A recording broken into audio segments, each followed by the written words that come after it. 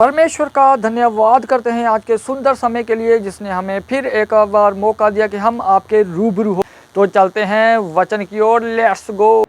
क्योंकि नरक जाने से और अपने बच्चों को नरक जाते हुए देखने से अच्छा ही है। और शैतान एकदम से कुछ नहीं करता, वो धीरे धीरे करता है। आपको पता है कि वो धीरे धीरे की शुरुआत हो गई आपके फैमिली में,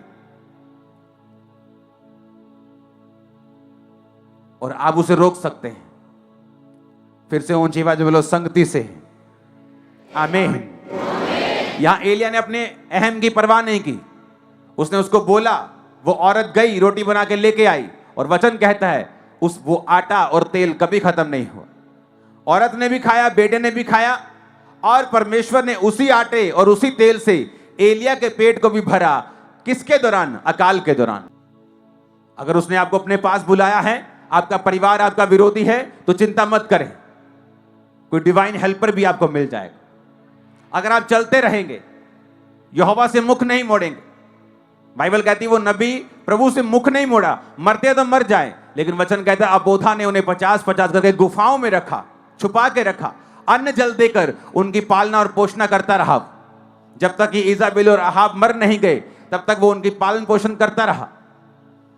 परमेश्वर ये बताता है, तुम्हारी परिस्थितियां कितनी भी खराब क्यों ना हो, परसिक्यूशन कितनी भी बड़ी क्यों ना हो, लेकिन वो एलिया का परमेश्वर, वो आपका और मेरा परमेश्वर अब भी अबोधाओं को रखता है जगह जगह जगह जगह जगह जगह, इन जीसस ने।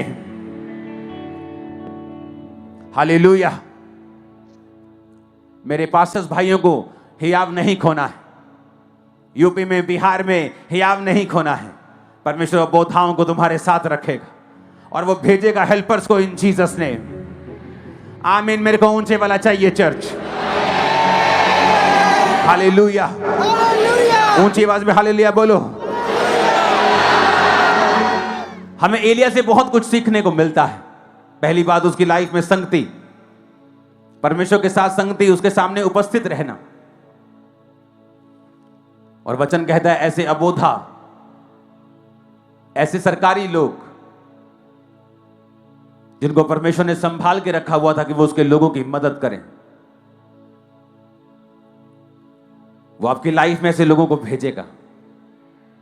आमीन। छोटा है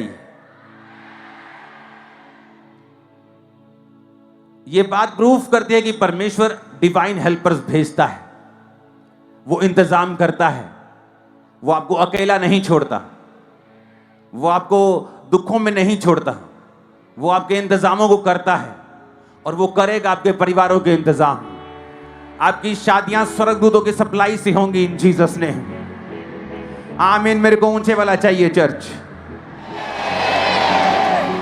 हालेलुया, हालेलुया। वचन कहता है फिर जब अबोधा की बात सुन के एलिया ने कहा कि ठीक है, तू एक अच्छा आदमी है, लेकिन मैं यहोवा की सौगंध खाता हूं कि तू चला जा, राजा को बोल दे मैं यहां से नहीं जाऊंगा।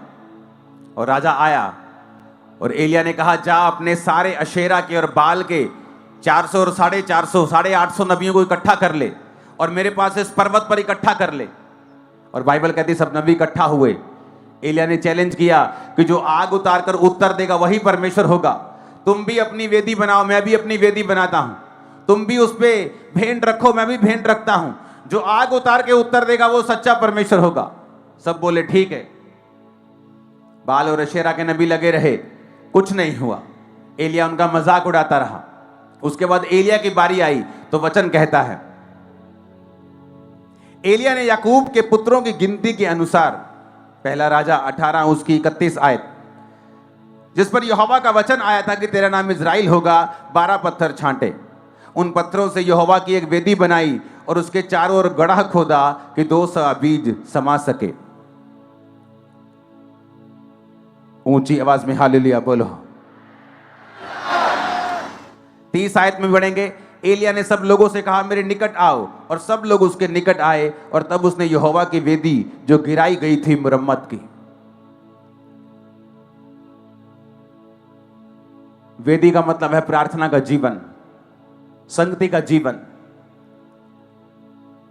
इजरायली लोग दुखी इसलिए थे क्योंकि वेदी जो थी वो टूटी हुई थी। धन्यवाद करते हैं जिसने हमें समा दिया कि हम उसके वचन को सुने उसके दास के मुंह से। तो व्यूवर्स, मुझे उम्मीद है कि ये वाली कलेक्शन भी आपको बेस्ट लगी होगी और आपने अपने आप को बदला होगा। तो व्यूवर्स, इसी तरह मिलते हैं नेक्स्ट वीडियो में। तब तक मैं अपने आप को और आपको परमेश्वर की ग्रेस में छोड़ता हूँ। सबको जय मसीह।